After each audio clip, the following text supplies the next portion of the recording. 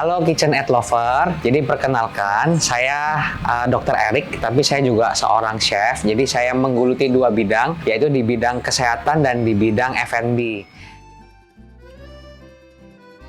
Usahakan makanannya adalah makanan yang mengandung banyak liquid atau banyak air. Karena dari seharian kita sudah kekurangan cairan, jadi saat berbuka itu kita harus mengganti cairan yang hilang. Jadi selain minum, juga sebetulnya diusahakan makanan-makanan yang tinggi liquid. Jadi ada sup, ada sayuran yang tinggi cairan gitu. Terus yang kedua, untuk berbuka juga usahakan yang tinggi protein. Dengan adanya tinggi protein, itu energi kita seharian sampai mungkin nanti ada sholat setelah maghrib atau kegiatan setelah maghrib itu kita masih bisa lebih berenergi gitu.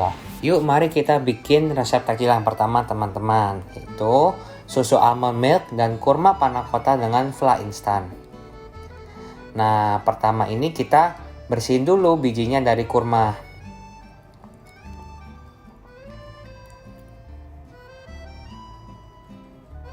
Setelah dibersihkan dari bijinya, kita bisa potong kurma menjadi kecil-kecil. Lalu kita masukkan ke dalam blender. Baru kita tambahkan susu almond milk. Pilih susu almond milk yang plain ya teman-teman, karena kurma sendiri sudah manis. Jika ingin lebih manis, kita bisa tambahkan 1 sendok teh gula mongkrut. Karena gula mongkrut adalah gula yang sehat. Kita blender sampai betul-betul kurmanya halus. Kemudian kita bisa saring dengan saringan. Aduk-aduk terus sampai semuanya rata dan semuanya turun ke saucepan. Jika sudah dipastikan halus, tidak ada sisa, kita bisa sisihkan. Kemudian kita bisa memblooming gelatin. Kita blooming dengan air es atau air dingin. Setelah disaring, susu almond dan kurma kita masukkan ke dalam saucepan. Lalu panaskan saucepan dengan api sedang. Nah, bentuknya seperti ini nih kalau sudah mengembang. Dia akan lebih lunak dan sudah mengembang. Setelah cukup mendidih, kita bisa masukkan gelatin seed yang sudah blooming tadi. Aduk-aduk sampai gelatinnya betul-betul meleleh dan hilang.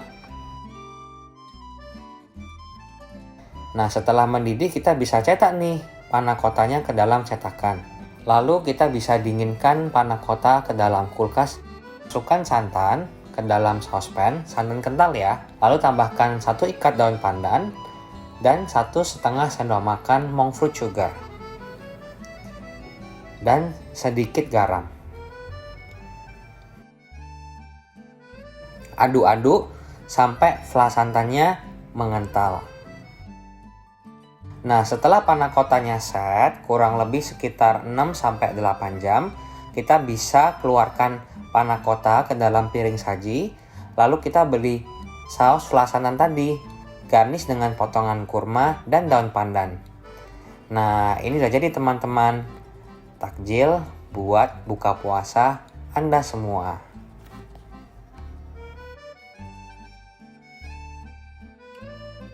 Nah, kalau buat alat masak yang aman, itu sebetulnya cari alat masak yang kuat, teman-teman. Yang lapisan non-sticknya juga tahan panas, tahan lama gitu. Kalau kita menggunakan alat masak yang biasa-biasa aja, ataupun alat masak yang udah rusak, itu juga tidak baik buat tubuh. Misalnya lapisannya sudah hilang, ataupun sudah kurang, gitu juga jelek. Terus menggunakan stainless juga yang bagus gitu. Dengan penggunaan stainless yang bagus, kualitas makanan, kualitas gizi dari makanan itu akan terjaga dengan baik, sehingga nutrisi yang kita dapatkan saat bulan puasa bisa lebih maksimal dan optimal.